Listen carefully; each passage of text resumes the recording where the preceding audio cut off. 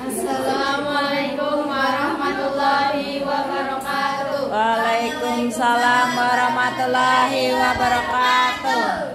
Perkenalkan, kami dari kelompok 6 yang beranggotakan saya sendiri Pokti Tegarwati, Saya Sedia Putramu Harani, Saya Clarissa Intanahira, saya Almaida Anastasia, saya Nur Aziza, dan satu teman saya yang tidak hadir, Elvina Maharani.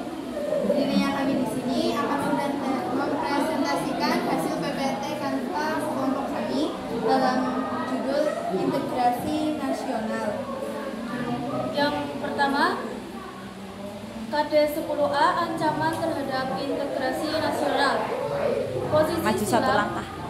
yang diberikan Tuhan kepada negara Indonesia tidak hanya meliputi aspek kewilayahan saja, melainkan meliputi pula aspek-aspek kehidupan sosial.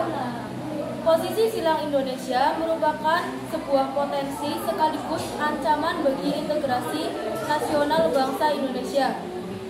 Ancaman tersebut biasanya berupa ancaman militer dan non-militer.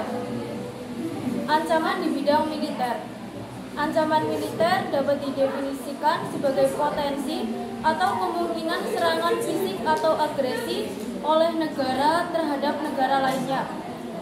Ancaman ini mencakup berbagai bentuk, mulai dari invasi militer hingga ancaman serangan dengan senjata pemusnah massal. Ancaman non-militer. Pada hakikatnya, ancaman yang menggunakan faktor-faktor non-militer dinilai mempunyai kemampuan yang membahayakan keselamatan segenap bangsa. Ancaman ini salah satunya disebabkan oleh pengaruh negatif dari globalisasi. KD 10B ancaman berbagai bidang Ipoletsos Budahankam. Ancaman adalah setiap usaha dan kegiatan baik dari dalam negeri maupun luar negeri yang dinilai membahayakan kedaulatan negara, keutuhan wilayah negara, dan keselamatan segenap bangsa. Berikut ini berbagai ancaman bagi bangsa Indonesia. 1. Ancaman di bidang ideologi.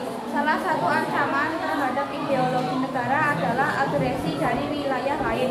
Selain itu, ada lagi ancaman terhadap ideologi negara adalah spionase, perang saudara, pemberontakan senjata, teror berbasis senjata, sabotase, hingga pelanggaran wilayah. 2. Ancaman di bidang politik. Salah satu ancaman terhadap politik negara adalah intimidasi, provokasi, atau blokade politik yang digunakan oleh pihak-pihak lain untuk menekan negara lain.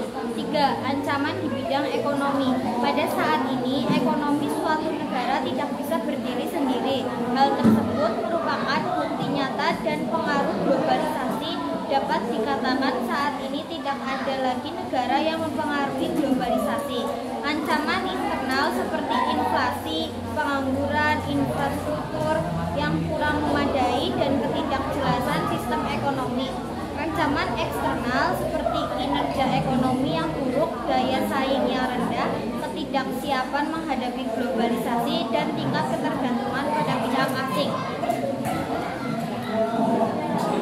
4. Ancaman di bidang sosial budaya. Ancaman dari dalam ditimbulkan akibat isu-isu kemiskinan, kebodohan, keterbelakangan, dan ketidakadilan.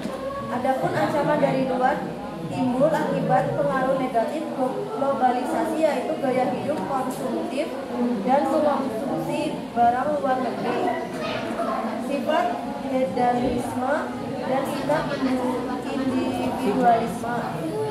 5. Ancaman di bidang pertahanan dan keamanan. Proses penegakan pertahanan dan keamanan NKRI tidak semudah dalam pembicaraan teoritis semata. Masih adanya masalah teror dan konflik SARA yang terjadi pada suatu wilayah bertujuan agar bahasa Indonesia tidak damai dan tidak tentram.